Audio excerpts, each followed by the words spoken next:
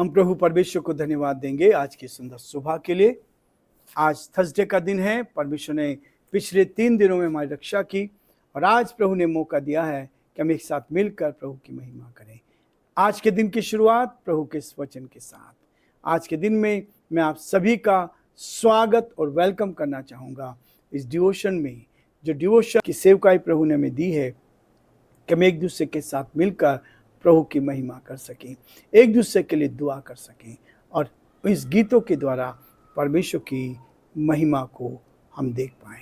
हम प्रार्थना करेंगे ताकि प्रभु हम सबको बहुत आशीष दे और आज का दिन हम सब के लिए आशीष का दिन बन सके। दुआ करेंगे।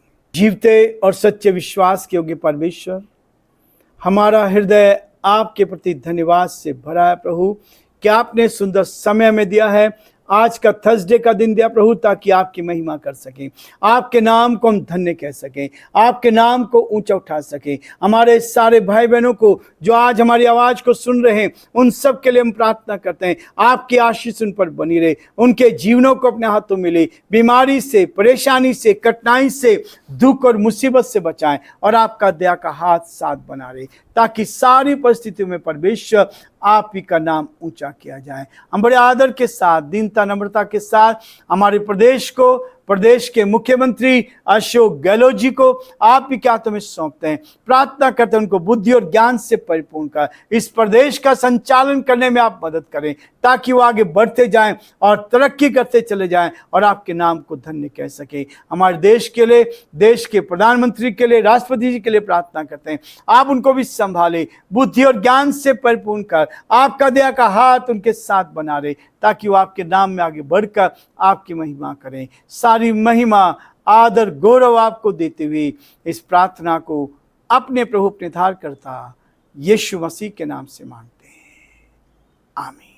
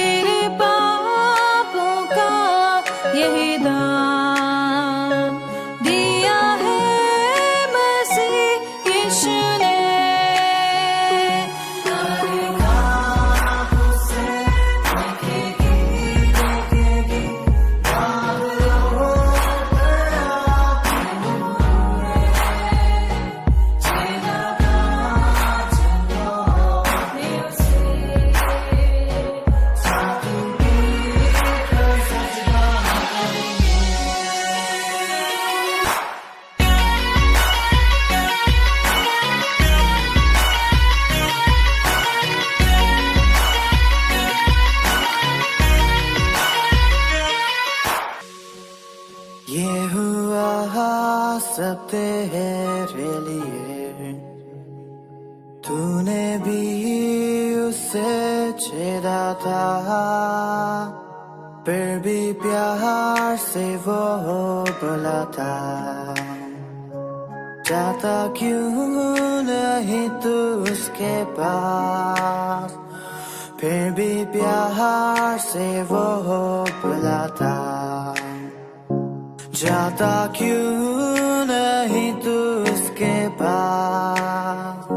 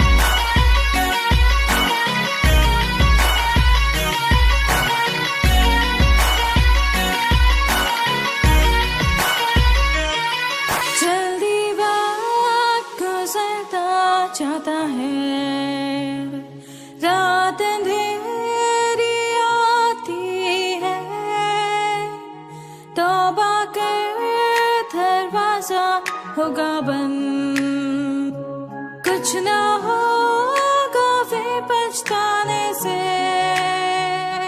तौबा कर दरवाजा होगा बंद, कुछ ना होगा फिर पछताने से।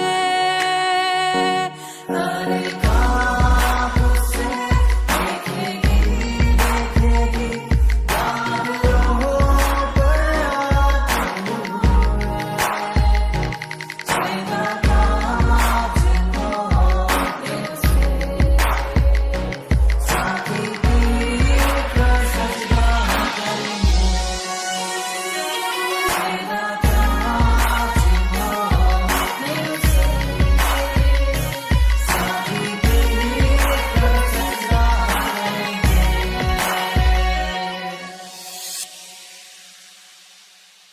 प्रियो, रोमियोस का 6 अध्याय उसके 5 पद से लेकर 8 पद तक मैं आपके सामने पढ़ना चाहता हूं। मसीह जीवन किसी चाल हम चले, उससे आगे कहता है, क्योंकि यदि हम उसकी मृत्यु की समानता में उसके साथ जुड़ गए हैं तो निश्चय उसके जी उठने की समानता में भी जुट जाएंगे। हम जानते हैं कि हमारा पुराना मनुष्य तत्व उसके साथ क्रूस पर चढ़ाया गया ताकि पाप का शरीर व्यर्थ रहे, क्योंकि जो मर गया वह पाप से छूटकर धर्मी ठहरा। इसलिए यदि हम मसीह के साथ मर गए तो हमारा विश्वास यह है उसके साथ जिएंगे भी। परमेश्वर अपने इस वचन के पढ़े और सुने जाने पर आशीष दे, आमीन। प्रियो, हमने देखा था जैसा मसीह पिता की महिमा के द्वारा मरे हुए से जिलाया गया, वैसे ही हम भी नए जीवन किसी चाल चलें। 5 पद कहता है, इस बात को कहता है, पाप के लिए मृतक मरे हुए और मसीह में जीवित होना। बपतिस्मा जब लिया है तो अब बपतिस्मा पाया हुआ जीवन हमारा हो, क्योंकि यदि हम उसकी मृत्यु की समानता में उसके साथ जुट गए हैं, मृत्यु की समानता में उसके साथ जुट गए हैं, जैसे यीशु मसीह पाप को अपने ऊपर लेकर, हमारे आपके पाप को लेकर वो कलवरी के क्रूस पे चढ़ गया और उन पापों को हमसे उसका दंड उसको दिया गया। हमारे गुनाहों की खातिर उसने अपने आप को दे दिया, और जब उसके अनुसार दे दिया, जब हम उसकी मृत्यु की समानता में उसके साथ जुट गए हैं, एक साथ हो गए हैं, जब एक साथ हो जाते हैं, जुट जाते हैं, रिश्ता फिर से घर वापसी हो जाती है, फिर से परमेश्वर के साथ हमारा रिश्ता जुड़ जाता है। तो प्रियो, जब उसके साथ रिश्ता जुड़ गया है, उसके साथ उसकी समानता में जुट गए हैं, जब परमेश्वर ने मनुष्य को बनाया था, मिट्टी से बनाया, उससे कहा आओ हम मनुष्य को अपनी समानता में बनाएं। और अब जब प्रभु यीशु मसीह ने मेरे आपके गुनाहों को उस कलवरी के क्रूस पे उठाकर मुझे आजाद किया है, तो कहता है जब हम उसके साथ जुट गए हैं तो निश्चय उसके जी उठने की समानता में भी जुट जाएं। आत्मिक जीवन हमें मिला है। आत्मिक मृत्यु जो हमारी हो गई थी पाप के कारण, जहां पाप है वहां मृत्यु है, जहां पाप नहीं है वहां जीवन है। यदि पाप मेरे जीवन से निकल गया तो मृत्यु मेरे जीवन से चली गई, मृत्यु मेरे जीवन से चली गई। यदि पाप मेरे जीवन से निकल गया तो उसकी मृत्यु की समानता में हम आगे जुट जाते हैं, लेकिन जब उसके, और तो निश्चय है उसके जी उठने की समानता में भी उसके साथ जुट जाएंगे। जब आप जीवित हैं, जीवित व्यक्ति ही कुछ करता है, मरा हुआ इंसान कुछ नहीं कर सकता। जो पाप में मरे हुए, जिनकी आत्मा मरी हुई है, वो किसी को एक संदेश नहीं दे सकते, वो किसी को एक ट्रैक नहीं दे सकते, वो किसी के सामने जाकर अपनी गवाही नहीं दे सकते। मरा हुआ इंसान कुछ नहीं कर सकता। यदि आपकी आत्मा जिंदा हो जाएगी, जिस दिन आपकी आत्मा जिंदा हो जाएगी, कोई आपको रोक नहीं सकता। और यही वास्तविकता है, यही वास्तविकता है। आप प्रभु की सामर्थ को लेकर बढ़ते चले जाएंगे, आप रात दिन उसकी गवाही देते रहेंगे, आप उसके लिए खड़े रहेंगे, आप उसके लिए जोखिम उठाएंगे, आप उसके साथ जुटकर सच्चाई के साथ इस पृथ्वी पर जीवन जिएंगे। और तब आप देखेंगे कि परमेश्वर आपको ऊंचाई पर ले जाना चाहता है।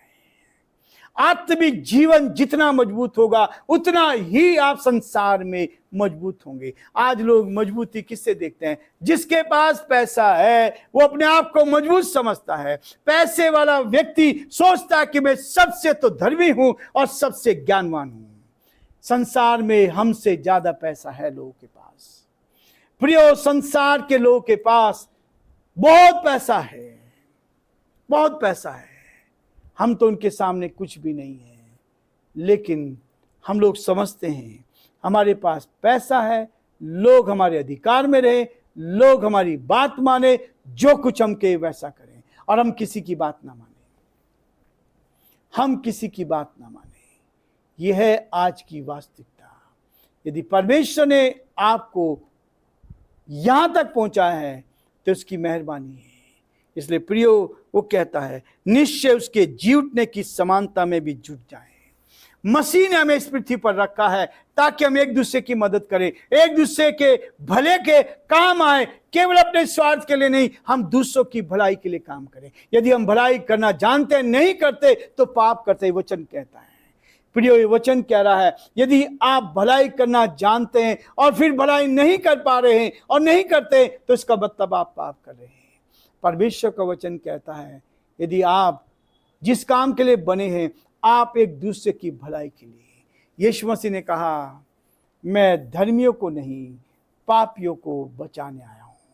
प्रभु यीशु मसीह ने कहा, इस बात को कहा, वैद्य जो होता है वो बीमारों के लिए होता है, चंगाई वालों के लिए नहीं। बीमारों के लिए है, जो भले चंगे उनके लिए नहीं है। जब आदमी बीमार होता है तभी तो डॉक्टर के पास जाता है। यदि बीमार नहीं है तो उसको डॉक्टर की आवश्यकता नहीं है। यदि कोई मेरे पास आया है उसकी भलाई के लिए, आप क्योंकि भले काम करने के लिए ही सृजे गए हैं, और यदि आप भले काम नहीं कर रहे हैं तो प्रियो, पाप आपके जीवन में आज भी है।